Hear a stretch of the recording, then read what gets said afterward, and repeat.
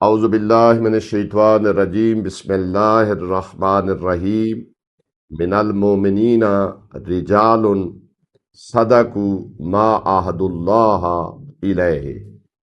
سورہ احزاب کی آیت نمبر 23 ہے، یعنی 23۔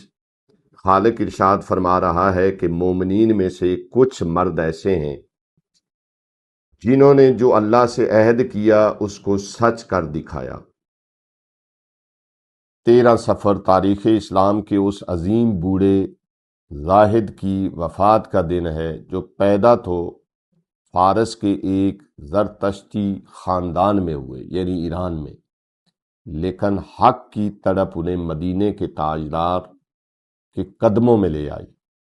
آئیے جانتے ہیں اس ہستی کی داستان جنہیں دنیا سلمان فارسی اور آقا سلمان محمدی کہتے تھے۔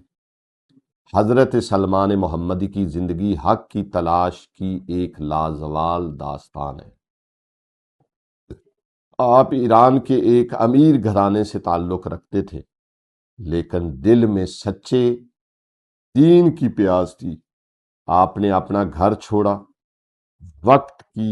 وقت کے پادریوں اور راہبوں کی خدمت کی، کئی بار غلام بنا کر بیچے گئے، سختیاں جھیلیں، لیکن جب مدینہ منورہ پہنچ کر مہر نبوت کا دیدار کیا تو کائنات کی سب سے بڑی دولت مل گئی۔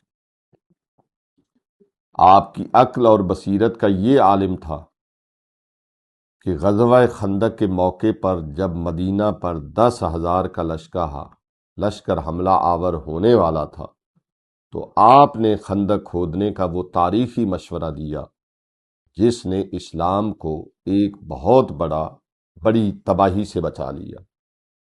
اس موقع پر انصار کہتے تھے کہ سلمان ہمارا ہے، مہاجرین کہتے تھے سلمان ہمارا ہے، لیکن رحمت دو عالم حضرت محمد مصطفیٰ صلی اللہ علیہ وآلہ وسلم نے جب یہ دیکھا کہ مہاجرین کہتے ہیں سلمان ہمارا ہے، انصار کہتے ہیں سلمان ہمارا ہے، تو رسول خدا نے مسکرا کر وہ جملہ فرمایا جو رہتی دنیا تک کے لیے ان کا نصیب بن گیا: سلمان نہ انصار کا ہے نہ مہاجرین کا ہے، سلمانو منا اہل البیت، سلمان ہم اہل بیت میں سے ہیں۔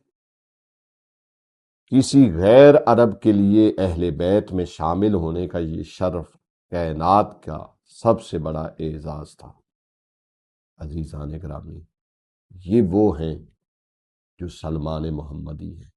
خداوند عالم سے دعا ہے کہ ہمیں بھی سلمان محمدی کی طرح عاشق مصطفیٰ، عاشق مرتضیٰ بنا، اور ہمیں محمد و آل محمد کی سیرت پر چلنے کی توفیق عطا فرما۔ وآخر دعوانا ان الحمد للہ رب العالمین۔ ہماری گزارش ہے کہ ہمارے فیس بک، یوٹیوب اور انسٹاگرام کے تمام پیجز کو لائک کریں، شیئر کریں اور سبسکرائب کریں۔ آپ کی حوصلہ افزائی ہمارے لیے قیمتی سرمایہ ہے۔ شکریہ۔